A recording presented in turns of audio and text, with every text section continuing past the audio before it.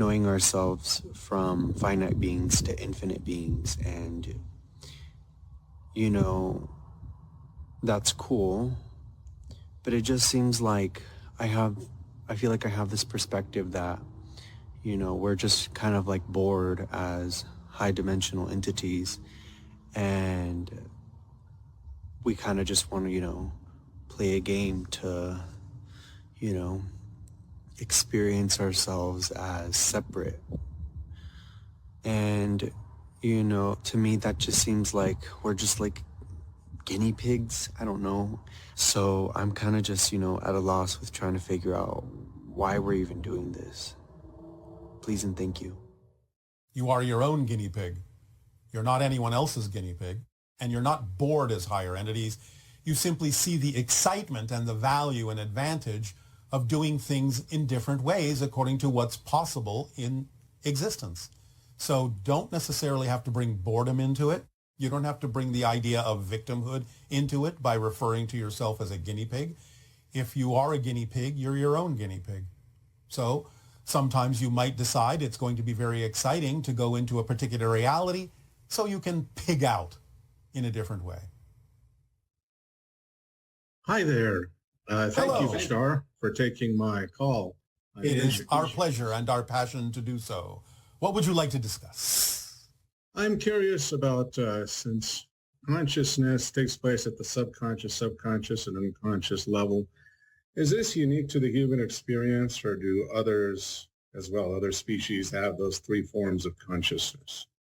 There are a few that do, but of course they can still experience them in a very different way. So it's not absolutely unique to humanity. What is relatively unique, although again not absolutely so, with Earth humans, is the degree to which they allow the fear-based beliefs to color the functionality of the subconscious mind. I see. That being said, I do notice that when we go into the dream state, it seems like we open up to a higher aspect of consciousness. Yes. I'm presuming, since you've mentioned that your species woke up in the dream. Yes. So my question is, as we try to expand our consciousness, how can we maintain what some experiences, out-of-body experiences while we sleep, so that we could become more cognizant and retain a memory of our sleep? Where it is relevant to do so, you can do so. It might not always be relevant to do so, because you might be doing many things out of body that aren't necessarily relevant to what you're doing when you're physical. So don't necessarily insist that you have to remember everything. But if you open up to the idea of allowing yourself to be more lucid and let the physical and the non-physical become more common in the sense of being more alike than not alike, relax the definitions that there is such a great difference between physical and non-physical, because physical reality is just a different type of dream. So the more lucid you become in physical reality, the more lucid and aware you will become of non-physical reality, because you're not imposing such a separation or barrier between the two, because they are just different aspects of one thing. Because remember, you never really leave spirit. You're just dreaming that you've left spirit. So the more you allow yourself to relax the definitions of difference between physical and non-physical reality, the more you will remember whatever is relevant for you to remember when you are, quote unquote, out of body. Does that help? Yes, it does. And to that end, I find it kind of synchronistic that we're dealing with a species that doesn't use memory in the same way that we do. Yes. And yet we're going through an experience of coming into incarnation with no memory. Well, some of you, not all of you. Many of you do have memory. Is it also part of the expansion to be able to recall, to bring forth the memories? In general, yes. But again, it depends on what's relevant for the theme that you chose to explore.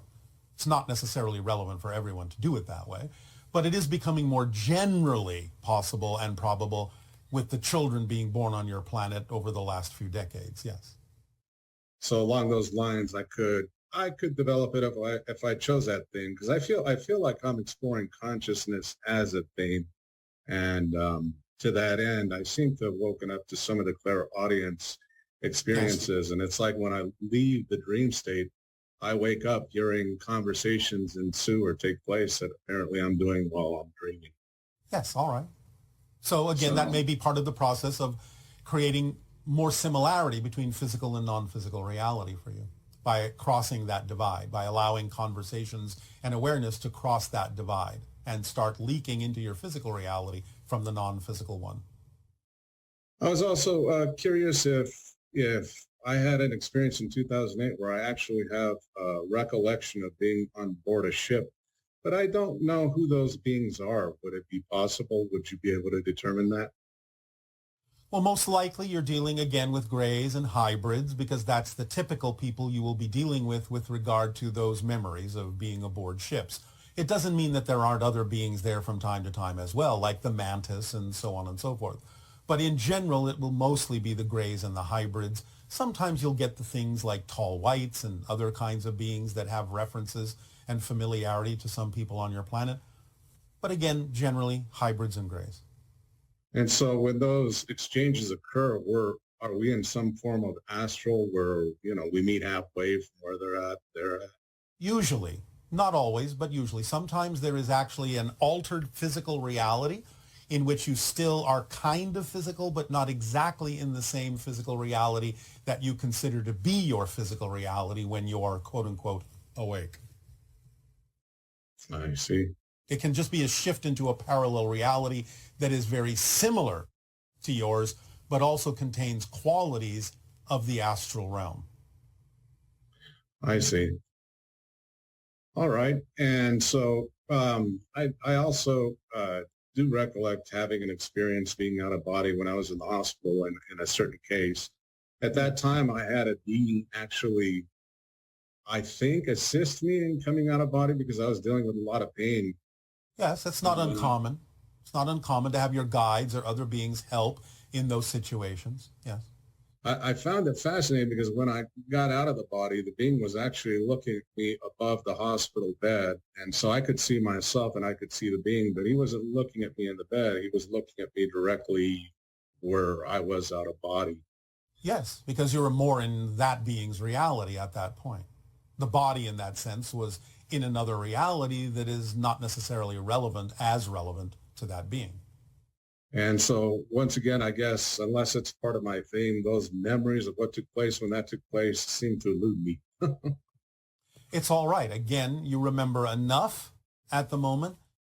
Take the energy, take the experiences, and move forward in your exploration.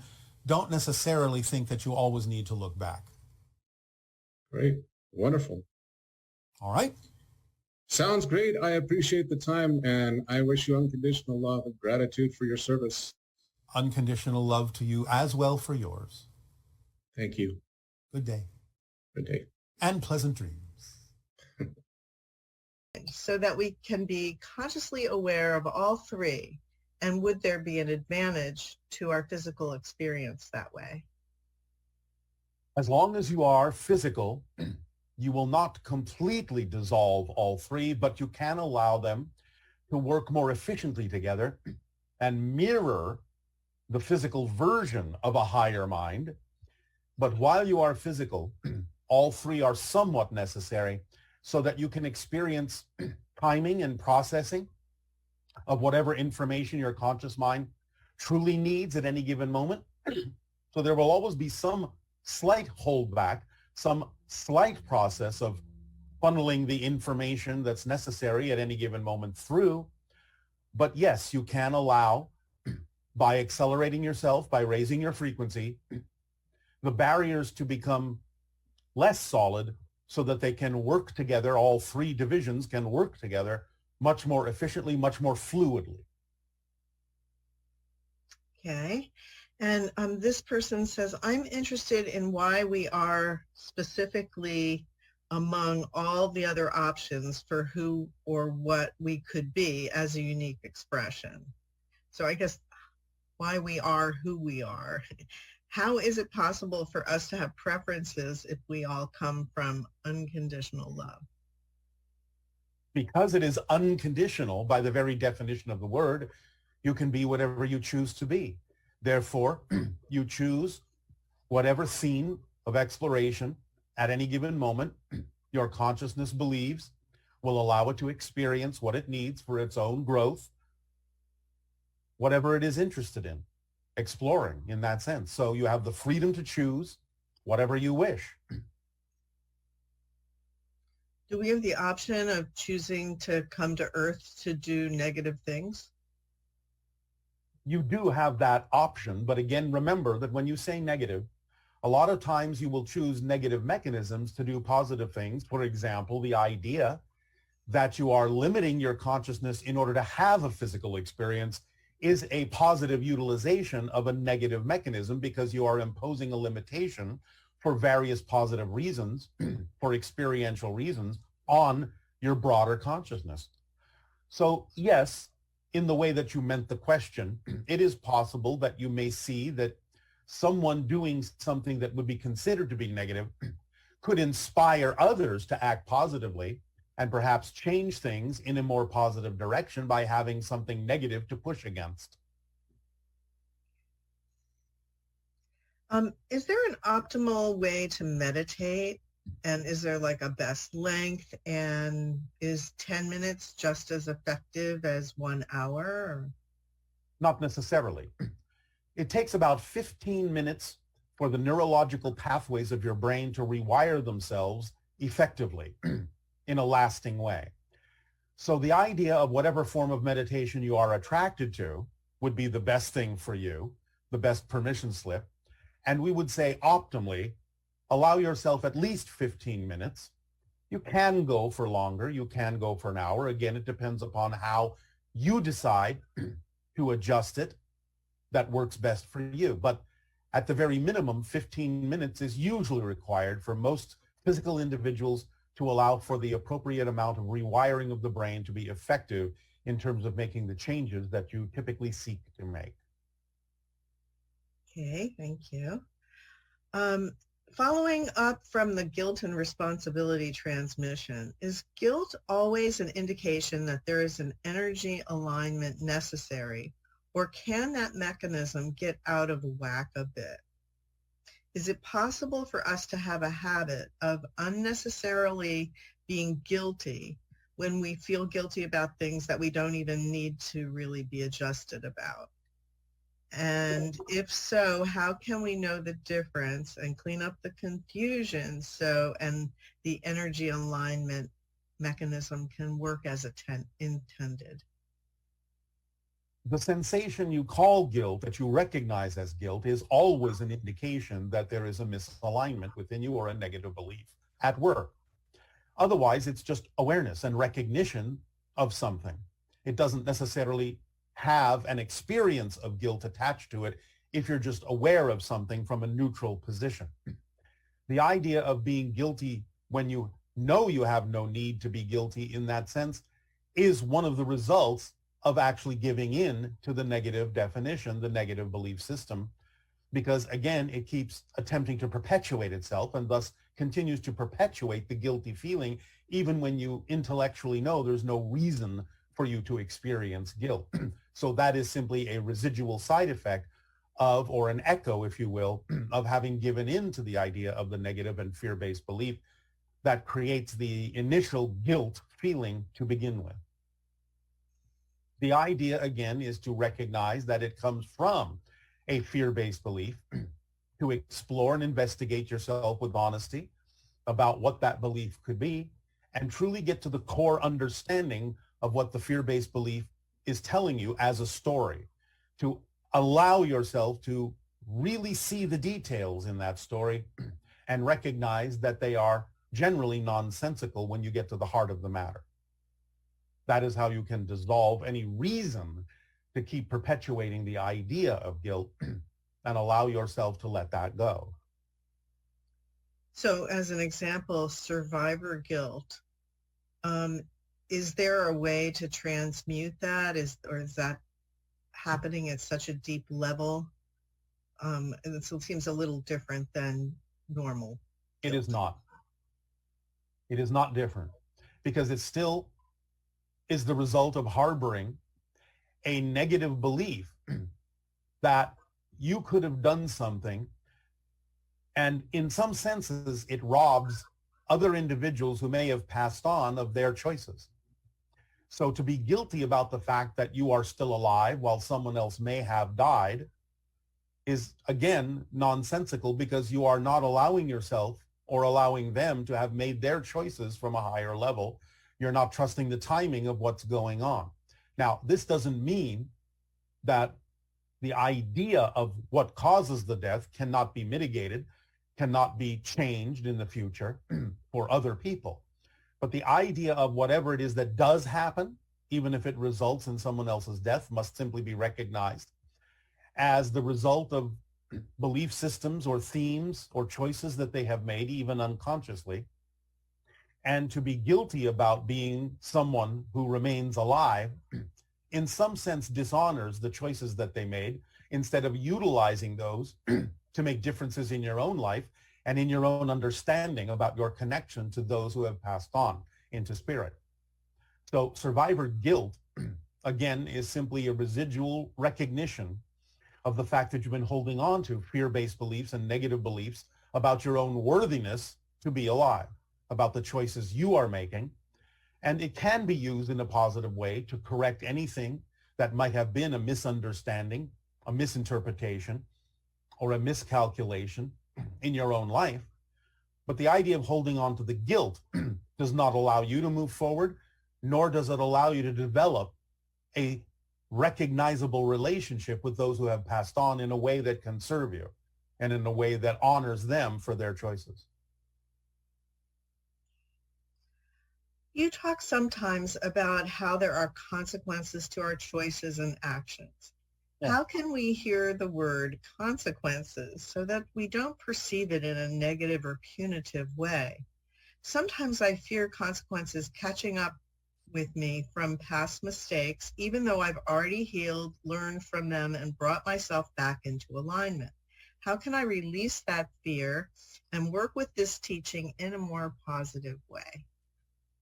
There's an oxymoron in the question you have asked, because if you have actually healed yourself and brought yourself back into alignment, there would not be the definition of consequences in a punitive manner.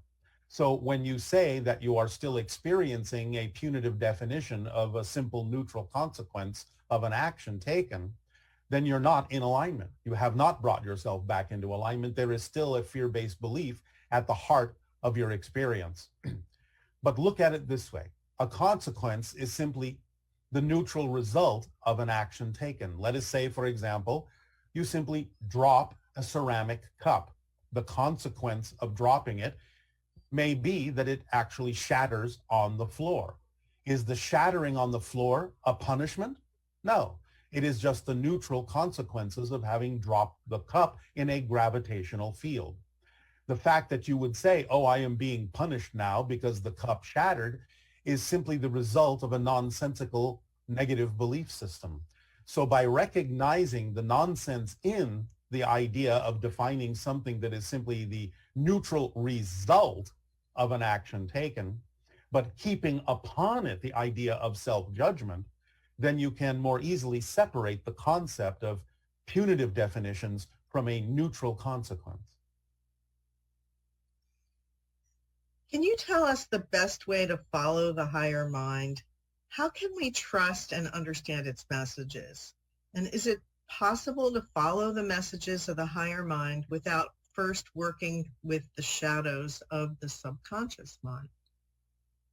Again, this is a slight misunderstanding of the formula that we have shared with all of you. Following your passion is what allows you to determine what to let go of so that you can more readily follow the higher mind's guidance, which comes to you through passion. Remember, the toolkit that is contained when you act on your passion contains the reflective mirror that brings to your attention the idea of any belief within you that is out of alignment with your true vibration. So by acting on your passion and allowing the ideas to come up that may be out of alignment and working with it to let it go, you actually give yourself more ability to have more discernment and deal with these ideas of negative belief systems more easily in the future. So it is the very act of following your passion that brings these things to your attention, because bringing these things to your attention is part of your passion. Okay, thank you. Yes. Does listening to subliminal messages or a recording of affirmations while you sleep in order to tap into your subconscious mind have any benefit to us in creating the experiences we prefer? Can it expedite us raising our vibration to match the experiences we prefer to have, as having good health or abundance or money? Or is it just another permission slip that will work for some and not for others? Does the subconscious mind need a permission slip? Yes, it is a permission slip, because everything in physical reality is a permission slip. Will it work for some and not for others? Yes. Is it effective for some? Yes, because it is a permission slip that they've gravitated to, been attracted to, and it is the attraction that usually indicates it will work for the person who is attracted to use that particular permission slip. So in that sense, it is a simple answer of knowing that it is something you are attracted to, that at least will temporarily work for you while you are attracted to it, and can be effective for those that align with it in terms of their belief system. But it's up to you to recognize also that it may change for you. So go with the flow. Whatever it is you're attracted to as a permission slip, by all means use it for the length of time you are attracted to it. When you're no longer attracted to use it, you'll find that something else will work for you. That's part of your evolutionary growth. Can you mention some of the ways that our higher mind communicates with us? It communicates primarily through, again, the sensation of objects or situations and circumstances that contain more excitement and passion or attractiveness or curiosity than any other. And it amplifies these things and delivers them quite often through the auspices of the fact that everything is connected, meaning synchronicity. Right, so synchronistic symbols would also be communications from the higher mind? Yes,